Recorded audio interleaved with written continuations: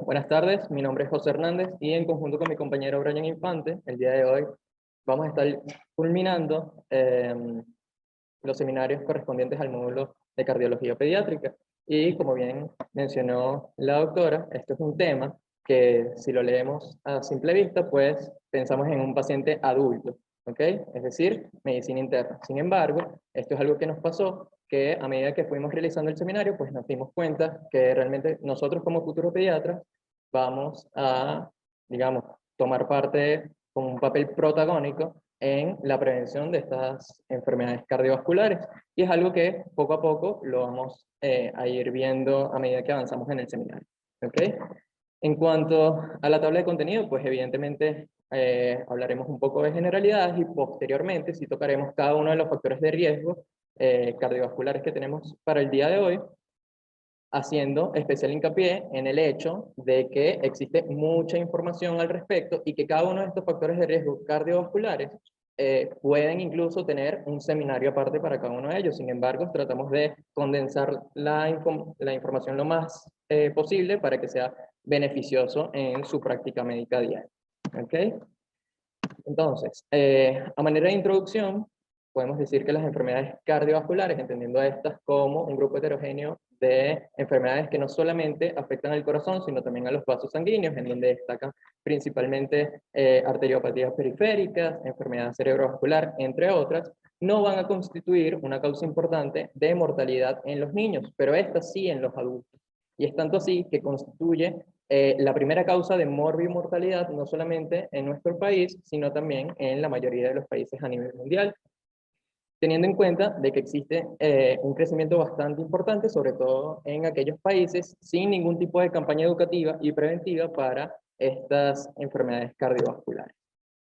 Es tanto así que en nuestro país para el año 2010, y digamos, pido disculpas por el hecho de hacerle referencia en, digamos, tan vieja, pero nuestro país desde el punto de vista epidemiológico, digamos, no es el más nutritivo, en donde se estimó que la tasa de mortalidad para enfermedades del corazón rondaba en aproximadamente 20.000 muertes por año, representando de esta manera la primera causa de muerte, ¿okay? Del total de muertes registradas, representando de esta manera un 21% de toda la totalidad. Y que en conjunto con otras enfermedades metabólicas, como por ejemplo la diabetes mellitus, alcanzaban hasta un 36% de las muertes registradas por año. Entonces, 1 de cada 5 pacientes morían por enfermedades cardiovasculares. Bien, digamos, todas estas enfermedades cardiovasculares, que son un grupo bastante heterogéneo, van a tener, digamos, un mecanismo básico a través de el cual se va a instaurar un proceso y posteriormente a esto, digamos, se va a producir toda la cadena fisiopatológica posteriormente. Este proceso lo denominamos como ateroesclerosis, el cual lo podemos definir como un proceso inflamatorio crónico que se caracteriza por engrosamiento de las arterias de los diferentes lechos vasculares. Sobre todo de arterias de mediano y gran calibre, y esta va a ser a expensas principalmente de la capa media e íntima, generando por supuesto un engrosamiento de estas arterias, lo cual posteriormente me conlleva a un aumento de la resistencia vascular periférica, y que además puede llegar a la formación de una placa de ateroma, que como ya sabemos está compuesta de lípidos, tejido fibroso, células inflamatorias, etc. ¿Y por qué es esto tan importante en pediatría? Es porque se ha determinado en los diferentes estudios que este proceso de aterosclerosis comienza bastante temprano en la vida de nuestros pacientes, y tan temprano así que empieza desde la primera década de la vida, y aquí es en donde vemos realmente la importancia de que digamos tenemos nosotros como pediatras, y que por supuesto su evolución va a depender de la presencia de los factores de riesgo cardiovasculares, que es el motivo por el cual estamos reunidos en la tarde de hoy. Entendiendo como factores de riesgo, no solamente cardiovascular, sino general, como características biológicas medibles de un individuo que preceden a un resultado bien definido de dicha enfermedad. Entonces, en general, podemos clasificar estos factores de riesgo en evitables o modificables y factores de riesgo no evitables o no modificables. Los que vamos a hacer especial hincapié en la tarde de hoy son los factores de riesgo evitables o modificables, entendiéndose estos como hipertensión arterial, hipercolesterolemia, tabaquismo, la actividad física y la obesidad, no dejando de lado a los factores de riesgo no modificables, que básicamente van a estar representados por los factores genéticos y epigenéticos, que para nosotros como pediatras, evidentemente cuando estamos haciendo la historia clínica, es bastante importante. Todo esto en conjunto nos va a permitir realizar un diagnóstico oportuno para así posteriormente generar una planificación de estrategias preventivas y, si el caso lo merita, por supuesto, implementar tratamiento tanto farmacológico como no farmacológico, que lo vamos a ver un poquito más adelante. Entonces, ya teniendo claros conceptos básicos, sí vamos a empezar a ahondar en cada uno de los factores de riesgo cardiovascular. El primero de ellos es la hipertensión arterial. Y, por supuesto, como en la mayoría de las cosas en pediatría, necesitamos una tabla, ¿sí? Esta tabla va a estar determinada por diferentes variables, en este caso sexo, talla, edad y, por supuesto, las presiones arteriales. Definiendo entonces la hipertensión arterial en pediatría como todo valor de presión arterial igual o mayor al percentil 95 en las tablas anteriormente mencionadas. Y llegando aquí tenemos, digamos, dos vertientes, la vertiente europea y la vertiente norteamericana. La vertiente europea está descrita principalmente por la Sociedad Europea de Hipertensión, ¿ok? Y la norteamericana por la American Heart Association. Entonces, estas tienen similitudes y también diferencias. En cuanto a las similitudes, ellos, por supuesto, se dejan guiar por las tablas de percentiles anteriormente mencionadas, pero lo que, digamos, va a diferir es hasta la edad en la cual utilizamos estas tablas, ¿sí?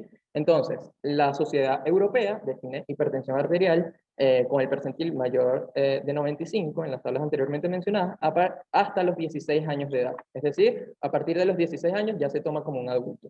Y estas a su vez definen a la hipertensión arterial grado 1 a partir de cifras tensionales que estén igual o mayor a 140-90 milímetros de mercurio, respectivamente la presión arterial sistólica y diastólica.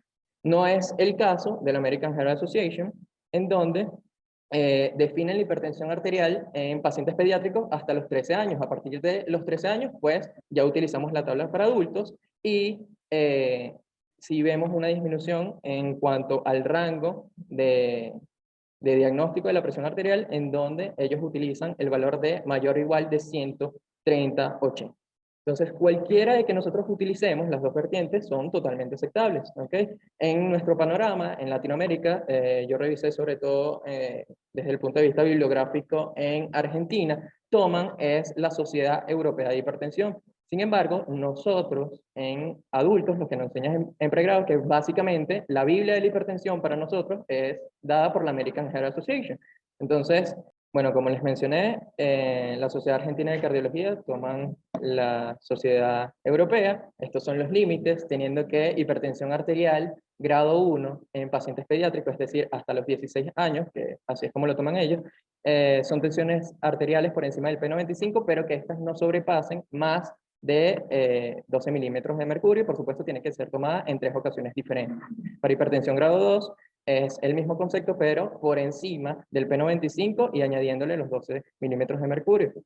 Y bueno, como lo había mencionado anteriormente, para los adultos a partir de 16 años, 140/90 es la cifra tensional que ellos empiezan a clasificar la hipertensión grado 1. ¿Okay? Estas son las tablas que les mencionaba. Entonces, del lado izquierdo tenemos la edad en años y en la segunda columna tenemos los percentiles de presión arterial, así como también relacionados con la altura, no solamente en centímetros, sino también en pulgadas, porque hay países que no utilizan el sistema MKS como nosotros, ¿sí? Y después tenemos la presión arterial sistólica y diastólica para correlacionarlos con los percentiles de talla, edad y bueno, lo que nos haya dado de la medición de la presión arterial. ¿Okay? En cuanto a la presión arterial, súper importante la medición de la misma. Y se ha establecido que debe formar parte del control pediátrico estricto, ¿ok? A partir de los 3 años de edad en niños sin factores de riesgo. Entendiéndose factores de riesgo como antecedentes de prematurez menores de 32 semanas de gestación, bajo peso al nacer, que tenga algún tipo de cardiopatía, nefropatía, alguna enfermedad hemato-oncológica, etc. Si estas patologías se diagnostican prenatal, perinatal, o antes de los 3 años, pues hay que tomarle la presión arterial a cada uno de nuestros niños en la consulta a partir del diagnóstico del antes. Otro punto importante en cuanto a la medición de la presión arterial es la técnica, es bastante similar a la del adulto, pero en pediatría tenemos, digamos, Hay que hacer una salvedad, ya que se requiere contar con manguitos adecuados para el brazo del niño. ¿Qué se refiere? Manguitos adecuados, que cubre el 80% de la circunferencia braquial y 2/3 del largo que podemos medir entre el olecrano y el acrón. Y esto, digamos, lo resume bastante bien en algo que casi no utilizamos nosotros los pediatras, que son tablas por edad. ¿Ok? Que como podemos observar en la imagen, tenemos desde recién nacidos hasta adulto grande cuánto deberían ser las características de cada uno de estos manguitos. ¿Ok? Otros tips para la medición de la presión arterial es evitar la compresión por la ropa. El niño debe estar tranquilo y sentado por lo menos de 5 a 10 minutos, que realmente esto puede llegar a ser, digamos, un problema en nuestra consulta pediátrica, ¿ok? Ya que sabemos que no es un paciente adulto que le diga al señor, espere 15 minutos sentado con la espalda apoyada, pies en el suelo y sin cruzar las piernas, y él lo va a hacer, ¿ok? Entonces puede realmente representar un reto para la medición de la tensión arterial.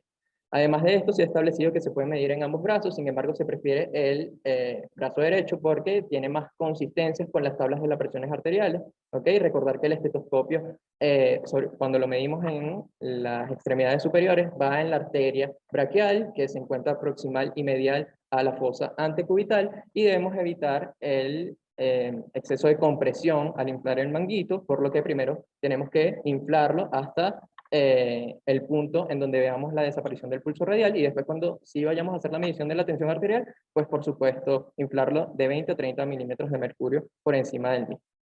En cuanto al uso de los tensiómetros digitales, realmente hay bastantes que están avalados, ¿ok? Esto lo podemos encontrar en diferentes páginas por internet, en donde se evidencia si, por ejemplo, nosotros tenemos algún dispositivo digital, verificar que esté avalado para su uso en pediatría, o si lo vamos a adquirir, ¿ok? Para nuestras consultas, etcétera, verificar primero que sea avalado para el uso en pediatría. Sin embargo, se prefiere el fingomanómetro de toda la vida.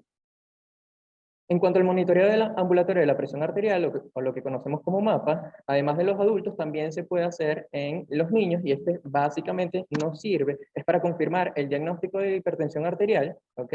En 3 mediciones sucesivas, y por supuesto descartar el síndrome de bata blanca, que es bien descrito en los pacientes adultos, pero también se puede encontrar en los pacientes pediátricos. Así como también una de las digamos, indicaciones para hacer el mapa es evaluar la eficacia del tratamiento antihipertensivo en caso tal de que ya se haya diagnosticado esta patología en nuestro paciente.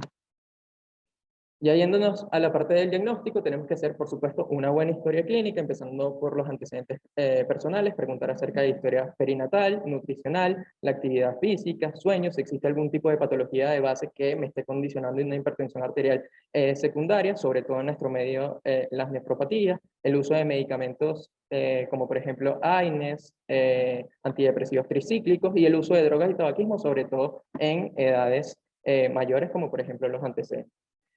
En cuanto a los antecedentes familiares, este sí es factor de riesgo no modificable que encontramos en una de las láminas del comienzo, en donde se toma a familiares de primer y segundo grado que tengan hipertensión arterial o cualquier enfermedad cardiovascular, y sobre todo darle especial preponderancia a los hombres que se diagnostican con estas patologías cuando tienen menor a 55 años y mujeres menor a 65 años, porque en diferentes estudios se ha visto que existe una relación inversamente proporcional en cuanto a la edad de presentación del familiar de primer o segundo grado de este tipo de patología con el riesgo de presentar una enfermedad cardiovascular en nuestro paciente. Esto, por supuesto, tiene que estar acompañado de un examen físico completo, en donde principalmente va a destacar, el peso, la talla, la circunferencia de la cintura, el cálculo de índice de masa corporal y, por supuesto, como ya veníamos hablando anteriormente, la medición de la presión arterial. En cuanto a los laboratorios e imágenes, primero tenemos que hacer un buen diagnóstico de si existe o no la presión arterial, pero laboratorios de base que podemos indicar sería una hematología completa, urea, creatinina, ácido úrico, descartar otro tipo de comorbilidades como por ejemplo diabetes, hipertrigliceridemia, con glicemia, el perfil lipídico, y por supuesto apoyarnos en los estudios de imagen, sobre todo el eco renal, que nos va a permitir hacer el diagnóstico en caso tal de que exista una nefropatía de base y que eso nos esté condicionando y la hipertensión arterial, y sobre todo para la instauración del tratamiento como tal, que ya lo vamos a ver un poquito más adelante. ¿Ok? Este es un pequeño cuadro resumen de lo que le había mencionado anteriormente. Se lo dejo para que lo vean con calma cuando estén revisando las láminas. Y esto nos lleva al tratamiento, que bien es cierto que nosotros en pediatría estamos muy acostumbrados al tratamiento farmacológico, pero aquí tiene especial importancia el tratamiento no farmacológico. Este básicamente consiste en establecer hábitos saludables del estilo de vida, mandar a adelgazar al paciente en caso tal de que este esté indicado y sobre todo, súper importante, las medidas dietéticas básicas que conocemos, que es aumento en el consumo de frutas, verduras, lácteos descremados con una disminución en la ingesta de sal. Otro punto importante es recomendar la actividad física regular y por supuesto las horas de restricción en pantallas que pueden ser televisión, lácteos, computadoras, videojuegos, etcétera, que bueno, realmente es un problema bastante palpable en nuestros pacientes pediátricos de hoy en día.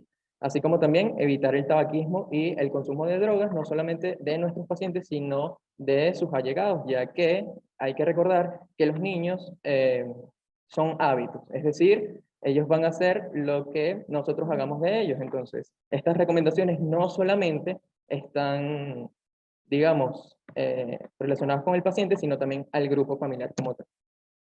En el caso de que lleguemos al tratamiento farmacológico, este debe iniciarse ante la falta de respuesta al tratamiento no farmacológico y sobre todo en pacientes con hipertensión arterial con daño a órgano blanco y además de esto, si existe hipertensión arterial secundaria a una patología de base como lo mencionamos anteriormente. Y en general podemos decir que nuestros caballitos de batallas para esto son los inhibidores de la enzima convertidora de angiotensina y los ARA2, que además de muchísimos beneficios, estos son protectores. Sin embargo, hay que tener especial cuidado cuando lo indiquemos, sobre todo en pacientes con edades fértiles, y está totalmente contraindicado en estenosis bilateral de la arteria renal porque puede conllevar a un aumento o una progresión más rápida en la insuficiencia renal como tal, y es aquí en donde destaca su importancia el uso del eco renal. Importante destacar que el objetivo principal, tanto del tratamiento farmacológico como no farmacológico, es obtener presiones arteriales por debajo del percentil 90. Eso es lo que queremos para nuestro paciente. Esta es una pequeña tabla que también se la dejo para que la revisen con calma, en donde están todos los grupos antihipertensivos, destacando IECAS y ARA2, pero no dejando de lado a los otros grupos como beta bloqueantes o bloqueantes de canales de calcio. Seguidamente, tenemos el tabaquismo, que realmente es la principal causa de enfermedad y muerte prevenible a nivel mundial, y según estimaciones de la OMS, es responsable de más de 5 millones de muertes al año en todo el mundo, de los cuales 370.000 de todas esas muertes corresponden a América Latina. Entonces, esto es un problema bastante real en cuanto al tema de salud pública de América Latina y, por supuesto, de nuestra población, lo cual va a influir de manera significativa, ¿okay?, desfavorable en la salud de nuestros niños en edades sumamente tempranas, incluso tan tempranas que ya se habla desde la vida intrauterina, como lo mencionó la doctora anterior. Se ha establecido también que la adolescencia es el principal periodo de inicio del consumo del tabaco, ya que aquí se instauran diferentes actitudes y creencias con respecto a dicho producto, teniendo así que han hecho, digamos, múltiples revisiones en los cuales se ha determinado que el 80% de los fumadores actuales empezaron su consumo a partir de los 18 años de edad, por lo que también se han establecido una serie de factores de riesgo, ¿ok?, para este factor de riesgo, que han sido determinados como, por ejemplo, padres y amigos íntimos que son fumadores, porque ellos entienden de que en el ambiente en donde ellos se mueven es algo totalmente normal, pacientes con baja autoestima, haber dejado la escuela, actitudes positivas con respecto a su consumo, depresión y, por supuesto, exposición prenatal, que ya lo habíamos mencionado anteriormente. Entonces, ¿cómo afecta el tabaco a nuestra salud? Principalmente, el primer mecanismo de acción que tiene el tabaco es a través de la nicotina, que es una amina terciaria. Esto hace que tenga bajo peso molecular y que difunda bien a través de la circulación y sobre todo a nivel del sistema nervioso central, en donde tiene su acción a través de liberación de diferentes neurotransmisores y con digamos, efectos euforizantes, cognitivos, en cuanto a la concentración, memoria y apetito, que ese va a ser o va a determinar el eje central de la adicción. Entonces, posteriormente a la inhalación, se va a absorber, pasa a la circulación y solamente en 20 a 30 segundos ya está en el sistema nervioso central estimulando los receptores nicotínicos. Y esto es así no solamente para la persona que consume esta droga, sino que también es para los que cohabitan con ella, ya que existe una persistencia del material particulado en el ambiente y por supuesto, además de enfermedades cardiovasculares, pues pueden desarrollar exacerbación en cuanto a alteraciones respiratorias. Teniendo así que se ha determinado que los niños expuestos al tabaco enferman un 50% más veces que en los no expuestos al tabaco y que sobre todo aumenta en 4,9 veces el riesgo de una patología que es bastante preocupante, no solamente para la familia, sino para nosotros como futuros pediatras, que es la muerte súbita del lactante. Entonces, además de esto, va a afectar de forma negativa la estructura de función vascular o generando una disfunción endotelial, agregación plaquetaria y rigidez vascular. Y si juntamos esas tres, pues tenemos un concepto bastante similar al que vimos con anterioridad, que es la aterosclerosis. Ya yéndonos a las estrategias de prevención, pues como vimos, realmente es un problema real, ¿sí? En donde hay diferentes puntos o diferentes estrategias en donde vamos a poder intervenir. Por supuesto, desde el punto de vista de gobierno, tenemos las leyes que regulan el consumo, los ambientes libres de humo, aumento en el precio de los cigarrillos y regulación y control de la publicidad.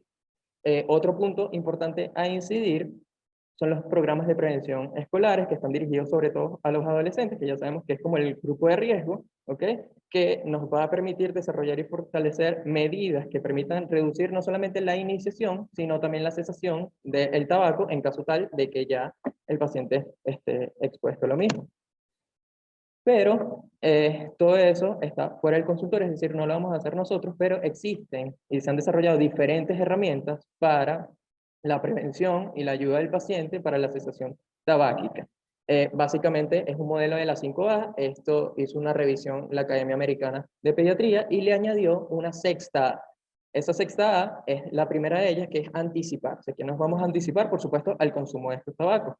Eh, Además de eso, hay que preguntar sobre el consumo no solamente del paciente, sino de familiares cercanos, etcétera, informar sobre los efectos de salud y sobre todo alertar a los padres, familiares, etcétera, sobre los factores predisponentes y edad de riesgo, como lo vimos anteriormente. La segunda A es averiguar, puede ser un poquito, digamos, redundante, pero hay que hacerlo de esta manera para que no se pasen datos clínicos a la exposición de los padres, familiares, incluso al paciente. La tercera es aconsejar, sobre todo la cesación tabáquica cuando ya está establecida, recordando a los padres que básicamente ellos van a fungir como un modelo para los hijos y siempre el mensaje que tenemos que dejar es mejor no empezar. Después vamos a evaluar si están dispuestos a dejar de fumar para posteriormente irnos a la quinta A, que sería ayudar a retirarse el consumo del tabaco, y una sexta A, que sería agendar y programar citas para el inicio y seguimiento de la cesación del tabaco, y en este realmente nos puede ayudar muchísimo el tema de psicología clínica, grupos de apoyo. Ok, cuando entramos al tema de las dislipidemias, por supuesto, como todos conocemos, entendidas como trastornos del metabolismo de alguna fracción lipoproteica, tenemos que tener en cuenta que la prevalencia de estas enfermedades son variables. Por supuesto que va a depender del área geográfica donde se revise y la literatura consultada. ¿Ok? Lo que nos tiene que preocupar de esto realmente es lo que ya se comentó previamente, que es digamos, la demostración que se hizo mediante múltiples estudios, incluso anatomopatológicos, donde ya la acumulación de colesterol empieza desde la etapa perinatal, ¿ok? Y por supuesto va a progresar hasta la edad adulta.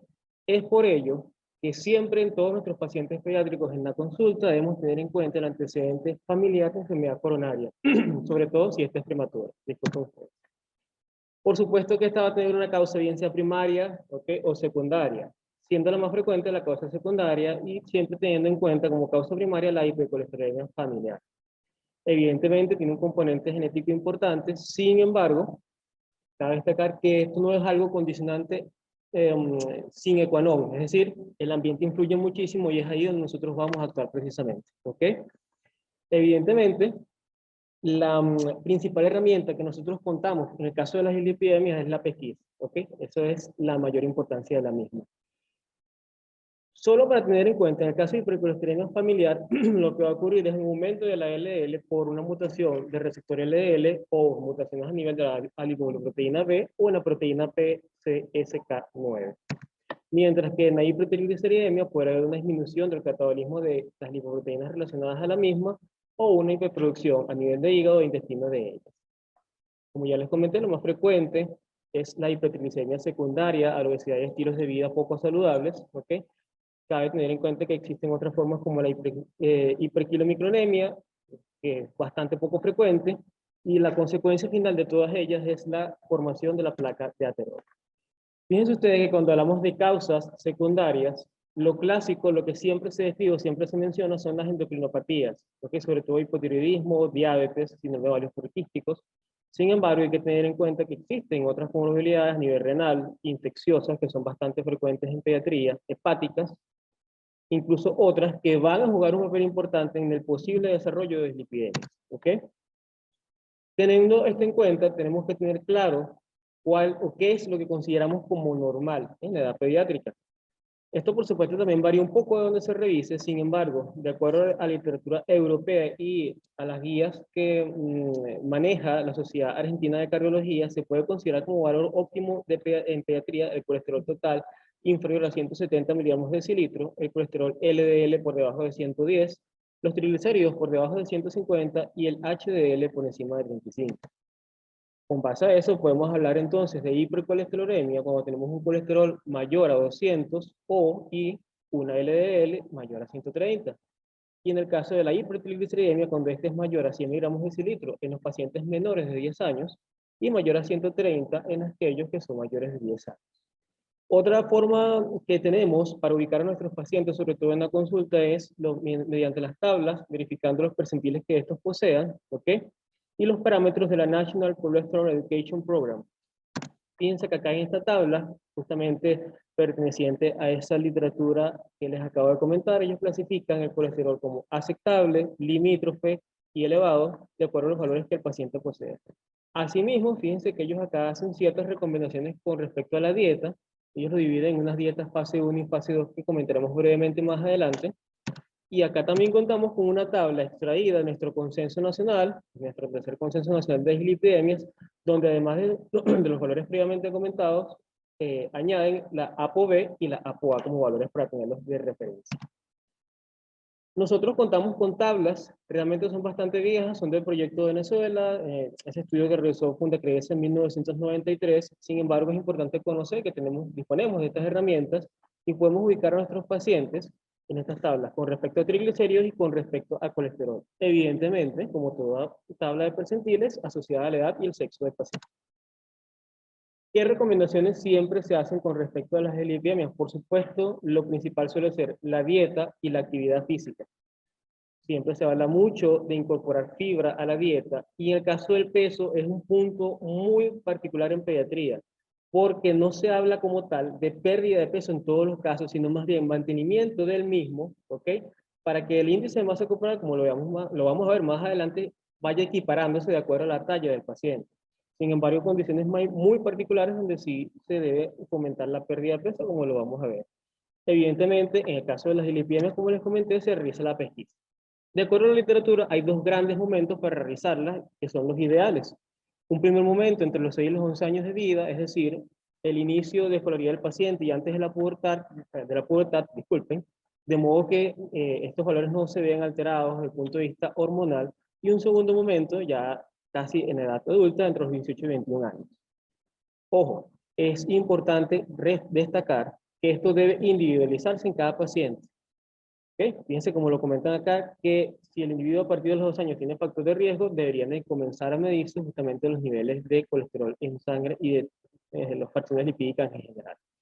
Si se encuentra alguna alteración en los mismos, se debe confirmar el diagnóstico, por supuesto repitiendo la muestra entre 2 semanas y 3 meses después de la primera extracción. Se recomienda que sea del mismo laboratorio, ¿ok? Y hay algo que también es importante comparar o tener en cuenta, que es que existe una pauta nacional, como les comentaba. Para nuestro consenso, todos los niños mayores de 3 años deben de ser monitorizados cada 5 años con respecto a las fracciones lipídicas. Solo si no tienen algún factor de riesgo. Por supuesto, si lo tienen, esto debe hacerse anual. Esto sencillamente es una tabla que resume bastante bien todo lo que les acabo de comentar y también nos sirve para repasar esos factores de riesgo que hay que tener en cuenta en el paciente pediátrico de acuerdo a la edad. Fíjense que los de 2 a 6 años Factores clásicos, sobre todo familiares, relacionados con enfermedad cerebrovascular y enfermedad del propio paciente como tal, como la diabetes, hipertensión y obesidad. Y en el caso de ya pacientes adolescentes de 12 a 16 años, entran en juego otras enfermedades importantes, ¿ok? Como la enfermedad renal crónica, trasplante cardíaco, enfermedad de Kawasaki, síndrome nefrótico, etc. El diagnóstico de las dislipidemias es realizado por el pediatra, ¿ok? Esto es algo que debemos acostumbrarnos a realizar de rutina nosotros. E incluso el manejo generalmente es del pediatra. Hay condiciones muy particulares en donde se debe referir al paciente al especialista, que la vamos a comentar. Evidentemente debemos hacer una historia clínica completa, tomando en cuenta todas las comorbilidades que tenga el paciente, los antecedentes personales y familiares que tenga el mismo, un examen físico completo, cefalocaudal como siempre lo hemos hecho, como sabemos realizarlo. Y en el caso de las dislipidemias hay ciertas estigmas que nos pueden orientar, como son los santomas tendinosos, principalmente en el tendón de Aquiles, y rara vez pueden observarse otros estigmas como son las antelasmas y el arco corneal. Cuando hay sospecha de hipercolesterolemia familiar, podemos usar escalas como la MED-PET que nos ayudan, digamos, a darle un puntaje a este paciente y aumentar la sospecha de la misma. Ojo, si se está haciendo el diagnóstico de una hipercolesterolemia familiar, siempre se recomienda que el diagnóstico sea en cascada. Es decir, todo el núcleo familiar de ese paciente debe ser estudiado. Hay guías que comentan que no hay necesidad de que sea una hipercolesterolemia familiar para hacer ese estudio en cascada. Es decir, que realmente si tenemos un paciente o una persona en un núcleo familiar, deberíamos estudiarlo completo para verificar si no existen alteraciones de los lípidos. Fíjense que acá tenemos sencillamente una de las tantas escalas que existen, que de acuerdo a historia familiar, antecedentes, examen físico y la analítica desde el punto de vista paraclínico, se da un puntaje al paciente. Asignándolo a una cierta hipercolesterolemia familiar o una probable hipercolesterolemia familiar. Con respecto al punto de vista paraclínico, se suele solicitar hematología completa, función renal y función hepática. Por supuesto, se tiene que hacer el perfil lipídico básico, que consiste en triglicéridos, colesterol, LDL y HDL. En caso de que no nos reporten el LDL, por supuesto acá tenemos la fórmula de cómo calcularlo, y es importante darle estas indicaciones tanto al padre como las conozca, por supuesto el bioanalista, al momento de procesar esa muestra. Siempre se recomienda un ayuno de por lo menos 12 horas, evitar la actividad física intensa 3 horas previas, que el paciente realmente mantenga un estilo de vida muy similar a lo normal, sin muchos cambios, y siempre hacer la salvedad de los fármacos que consume este paciente de acuerdo a sus condiciones de base, ¿ok? Si se encuentra alguna alteración, posterior a lo que ya les acabo de comentar, se hacen 2 determinaciones separadas por al menos 14 días del mismo laboratorio. Y algo que es extremadamente importante y quizás lo hace un poco difícil en pediatría, es que estas medidas deben realizarse en ausencia de enfermedad aguda, bien sea metabólica o bien sea infecciosa, ¿ok? Si existe alguna de estas condiciones, se debe esperar por lo menos 2 meses para poder solicitar este estudio o estas muestras. Las recomendaciones dietéticas son amplias, son amplísimas, ¿ok? Por supuesto giran en torno al cambio en el nivel o en las fracciones lipídicas que consume este paciente. Se hacen recomendaciones de un consumo entre 6 y 20% de los lípidos en la dieta del paciente, distribuidos en fase 1 y fase 2 de la dieta. Se hace siempre la salvedad que esto se reserva generalmente para pacientes mayores de 2 años, recordando que los lípidos forman parte fundamental del desarrollo y el neurodesarrollo de los niños. Por eso no se eliminan o no deben eliminarse de la dieta. Del mismo modo, si vamos a usar o vamos a recomendar lácteos descremados o parcialmente descremados, tenemos que hacer la misma salvedad, ¿ok? Evidentemente, la ingesta calórica debe ser adecuada para que este paciente no aumente de peso. El paciente debe consumir una cantidad de fibra, digamos, adecuada. De hecho, hay una formulita que nos reporta que la suma de 5 más la edad del paciente es la cantidad de fibra que éste debería consumir al día. Fomentar, por supuesto, el consumo de agua como principal bebida y evitar los alimentos procesados. ¿Okay? Evitar las grasas trans. Consumir un máximo de colesterol menor de 200 miligramos por día. ¿Okay? Y, por supuesto, también se debe limitar el aporte de sodio. Evidentemente, esto va de la mano con realizar actividad física acorde a la edad del paciente. La premisa generalmente es realizar por lo menos 1 hora de actividad física de moderada a intensa por día. Las dietas de fase 1 se mantienen durante 3 meses para verificar, o sea, su nuevo control y verificar si esta tuvo realmente un efecto. Si no, se pasa a la fase 2 y si realmente ninguna de las 2 fases tuvo éxito, entonces se debe plantear la medicación con hipolipemiantes de este paciente. ¿Okay?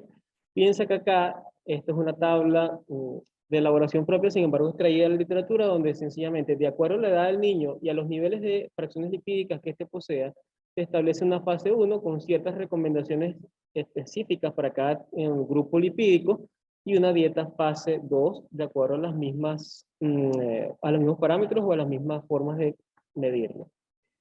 Ya cuando tenemos el fracaso definitivo de estas estrategias o tenemos ausencia de mejoría definitiva del paciente, o un tercer caso donde de entrada tenemos una LDL mayor de 190 miligramos de decilitro o en presencia de un factor de riesgo 160, se debe iniciar el tratamiento farmacológico.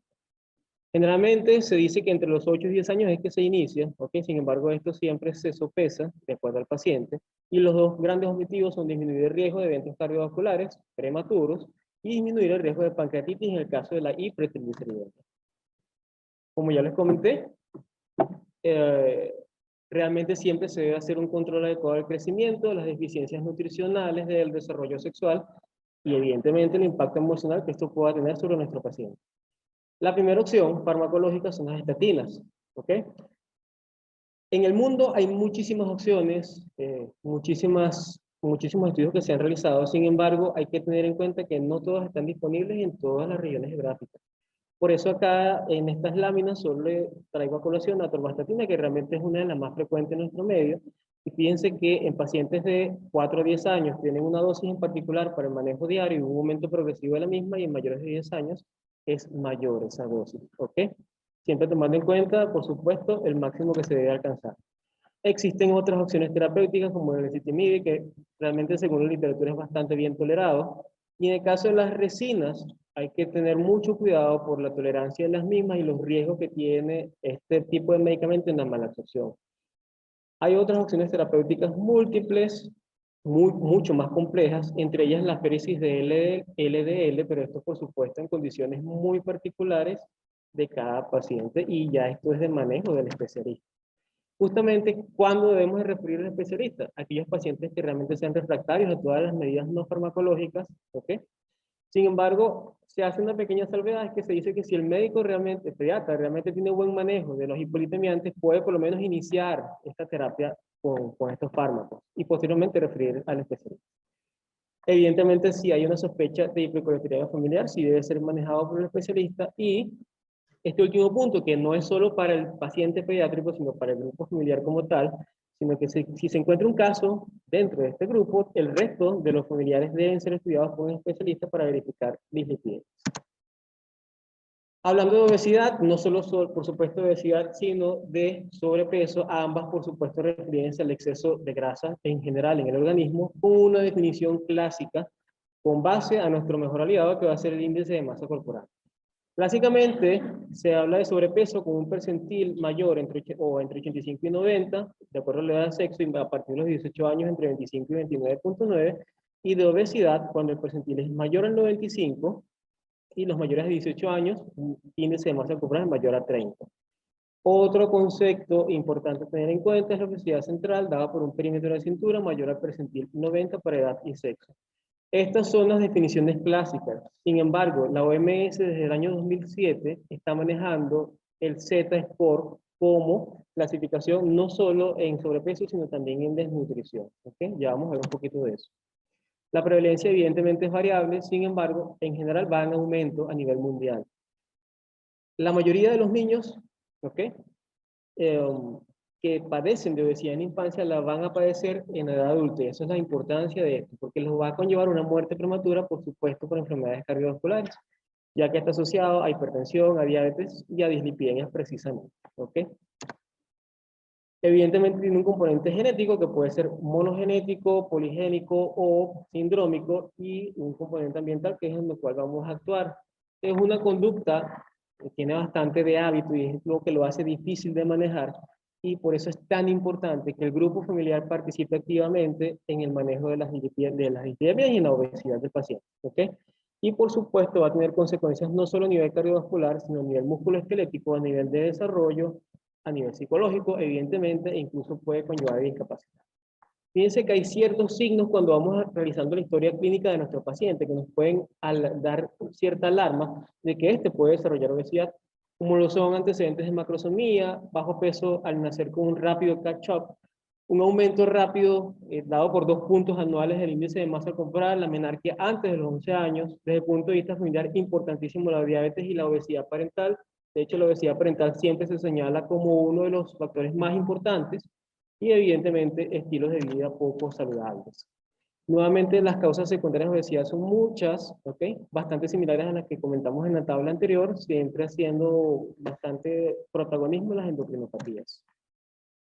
Evidentemente, las recomendaciones van a ir orientadas hacia el peso, hacia la ingesta calórica adecuada, hacia realizar actividad física, disminuir el sedentarismo y todas las actividades que lo fomenten, y la educación.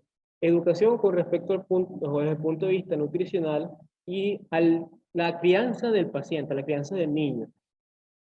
Tratando de erradicar esa práctica del uso de las comidas como premio o como castigo. ¿Ok? Evidentemente el diagnóstico se basa en la clínica y por supuesto las medidas antropométricas que son muy sencillas, muy simples y las podemos realizar con las herramientas que tenemos a la mano. Las medidas de siempre que son peso, talla y circunferencia de cintura, el índice de masa corporal conocido por todos, que el cual debe calcularse por lo menos a partir de los 2 años, una vez por año, ¿ok? Y hay otras herramientas que son un poco más específicas, tal vez del manejo del nutricionista, como son la medición de los pliegues, disculpen, ¿ok? Fíjense ustedes, esta tabla nos sirve para verificar lo que le comenté previamente. De 2007, el Z-score es lo que se maneja desde el punto de vista de la OMS. En pacientes de 2 a 5 años se habla de sobrepeso cuando estos tienen un Z-score entre +1 y +2, y una obesidad u obesidad cuando tienen un puntaje mayor a 2. ¿Ok? En los mayores de 5 años se añade una tercera categoría que es la obesidad grave cuando el puntaje Z-score es mayor a 3. ¿Ok? Evidentemente nosotros contamos también en el Proyecto Venezuela con tablas de peso para la edad, peso para la talla e índice de masa corporal para la edad, tanto para varones como para hembras, pero actualmente lo que se maneja es esto, ¿ok? Las tablas de la OMS. La circunferencia de la cintura, como les comenté, es una herramienta válida que realmente se hace poco en la consulta pediátrica habitual, pero debemos adoptar esa práctica, ¿ok? Y nos habla justamente de la adiposidad central y a su vez el riesgo de síndrome metabólico. Hay distintos puntos de referencia para medirla. El borde superior de la cresta ilíaca puede ser el punto medio entre las crestas ilíacas y la 10ª costilla, a nivel de la cicatriz umbilical o a nivel de la cintura misma. Evidentemente, cada uno de estos puntos de referencia tiene un patrón o unos percentiles. De acuerdo a la literatura europea y argentina, en la cintura mínima o en referencia de Taylor o la de Fernández son las que son más usadas. Si hablamos de la referencia de Taylor, un percentil por mayor de 80 nos habla de la posibilidad o un criterio para el síndrome metabólico, y si hablamos de la referencia de Taylor, el percentil clave es 90. El índice de cintura-talla es una medida que podemos incorporar también en aquellos pacientes mayores de 6 años con un punto de corte entre 0,51 y 0,50 en varones y 0,50 en hembras, y nos habla de una forma indirecta de medir la grasa. ¿Ok? ¿Cuáles son las consecuencias cardiovasculares de la obesidad? Las que conocemos desde hace mucho tiempo. La hipertrofia del ventrículo izquierdo, la sobrecarga de volumen que conlleva a dilatación de las cavidades, rigidez arterial, disfunción endotelial, ¿ok? Y por supuesto reducción del óxido nítrico endotelial. Importantísimo, ¿cómo hacemos la prevención? Realmente no es en el paciente escolar que nos acude a la consulta, no. La prevención actual, como lo comentaba la doctora al principio del seminario, es mediante la estrategia denominada nutrición de los primeros 1000 días de vida, ¿ok? E incluso ya para este año hay ciertas revisiones que hablan de los primeros 500 días de vida, es decir, entre la concepción o la gestación y los 2 años según esta estrategia de los 1000 días, y la de los 1500 la extiende un poco más hasta los 3 años y medio. Y esto, por supuesto, nos hace prevenir la obesidad materna con múltiples estrategias. Incluso los estudios revisados hablan de qué tanto disminuye la obesidad infantil en aquellas madres que se realizaron, por ejemplo, un bypass gástrico, y aquellas que no. Son múltiples estrategias que podemos valernos realmente. Evidentemente, promover la lactancia materna exclusiva hasta los 6 meses de vida, educar a las madres y a todos los cuidadores para que reconozcan adecuadamente las señales de hambre y saciedad del niño, un inicio de alimentación complementaria que sea adecuado, oportuno y con alimentos realmente ricos desde el punto de vista nutricional, fomentar el consumo de agua como bebida principal y siempre tener en cuenta la educación del paciente con respecto a la riqueza nutricional de cada alimento. Promoviendo siempre el desayuno y evitar el picoteo entre comidas, fomentar el consumo, por supuesto, de frutas y vegetales, y sobre todo algo que es extremadamente importante, que es algo que se debe recuperar en muchas familias, que es la costumbre del hábito de comer en la mesa, evitar el uso de pantallas y distracciones, ¿ok? Y hacer un momento de la alimentación ameno y agradable para el niño. Para de ese modo educarlo desde ese momento y él sepa más adelante escoger alimentos ricos desde el punto de vista nutricional. Evidentemente el manejo de la obesidad empieza desde el primer momento que entra el paciente a la consulta. Con la anamnesis se postula que la entrevista motivacional es una técnica bastante efectiva para abordar a estos pacientes. Evidentemente hay que hacer el examen físico, haciendo énfasis en antropometría, identificar esos estigmas en el examen físico que nos hablen de obesidad secundaria, hacer siempre reforzamiento a nivel de asesoramiento nutricional, antropométrico y de actividad física, evidentemente realizar los laboratorios que ya les comentamos previamente, y disminuir la ganancia de peso. Eso es la premisa principal. Hay ciertas condiciones particulares en las que se fomenta la pérdida. E incluso en la literatura revisada se menciona tratamiento farmacológico y quirúrgico en pacientes que tienen un índice de masa corporal muy elevado. Algunos hablan de 50. Sin embargo, esto es algo que no está realmente estandarizado, ¿ok? Hay mucha discusión en el tema. Y por supuesto, no, la parte quirúrgica se reserva a pacientes ya escolares o adolescentes. No vamos a hablar de esto en un lactante, por supuesto. ¿Cuándo referir a un especialista? En una obesidad que es temprana, es decir, que inicia antes de los 2 años, que está asociado no a caracteres dismórficos, aquella que realmente no ha mejorado con un año de tratamiento en cambio en los estilos de vida, perdón, aquella que está asociada a grandes comorbilidades, aquella que está asociada a grandes síndromes, ¿ok? Y aquella que es secundaria a quimioterápicos, corticoides o alteraciones metabólicas.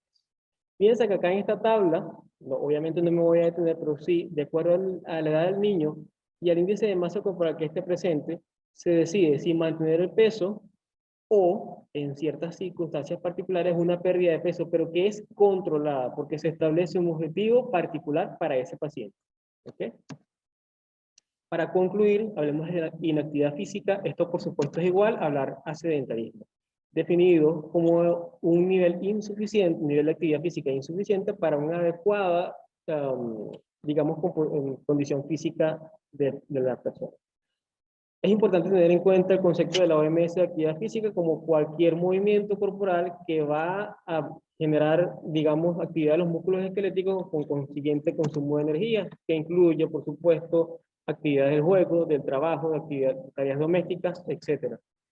Eso es diferente a lo que es el ejercicio físico, el cual ya es una actividad con un objetivo planteado, planificado para mejorar la condición física y diferente al deporte que ya tiene un componente lúdico y un componente competitivo. La premisa general, como les comenté, es que todos los niños mayores de 5 años hagan por lo menos 60 minutos de actividad física de moderada e intensa al día, ¿ok? Cosa que, de acuerdo a toda la literatura consultada, no se logra en la mayoría de los casos, porque fíjense que acá en España ellos reportan entre un 21 y 40% de los pacientes pediátricos que realmente cumplen con esta premisa, ¿ok?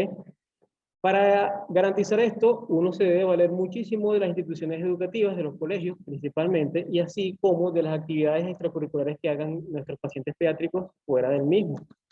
Evidentemente, ahí influyen muchísimo las políticas de Estado. ¿Cuáles son las consecuencias del sedentarismo? Desfavorecer el equilibrio o el desequilibrio, perdón, energético, un riesgo de sobrecarga ponderal y consecuente obesidad, aumentar los factores de riesgo cardiovascular, aumentar el riesgo de ciertos cánceres y, por supuesto, favorecer una baja densidad ósea que puede conllevar a futuro a la osteoporosis.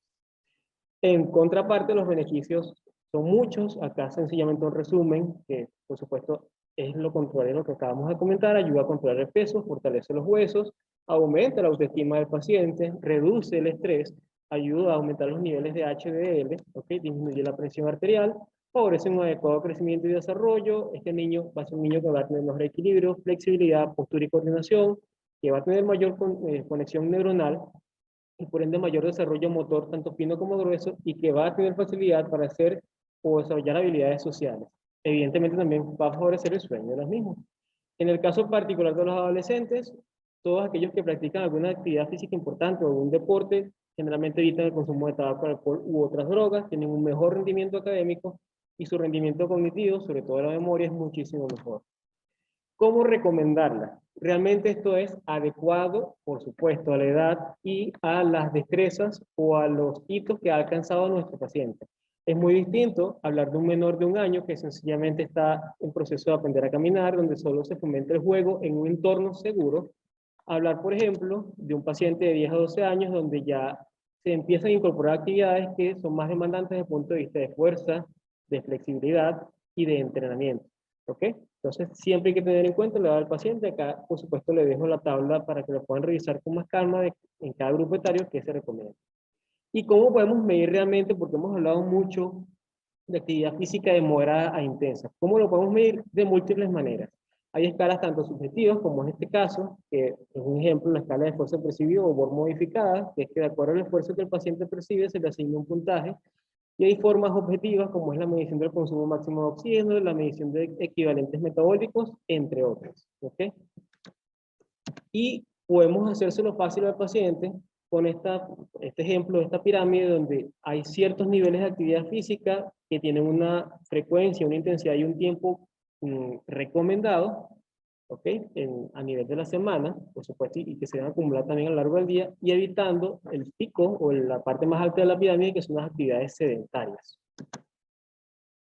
La promoción, evidentemente, es lo más importante y es algo que nosotros tenemos que incorporar en la consulta pediátrica desde el punto de vista administrativo, fomentar las políticas de salud pública para que existan programas de desarrollo de actividad física en el niño y que sean de fácil acceso para que estos puedan participar en las mismas. ¿Ok? Y evidentemente, en el mundo actual, hacer mucho énfasis en el uso de pantallas, que como bien sabemos en menores de 2 años no se recomiendan definitivamente, y en el resto de los pacientes, en general se dice que 1 hora de actividad frente a las pantallas es más que suficiente. Para cerrar les dejo sencillamente digamos una tabla que resume bastante todo muy bien, que son los criterios del síndrome metabólico en edad pediátrica. Importante tenerla en cuenta, clasificar a nuestro paciente acá y encender las alarmas para hacer, digamos, el manejo y las intervenciones que sean oportunas. Por su atención, muchísimas gracias.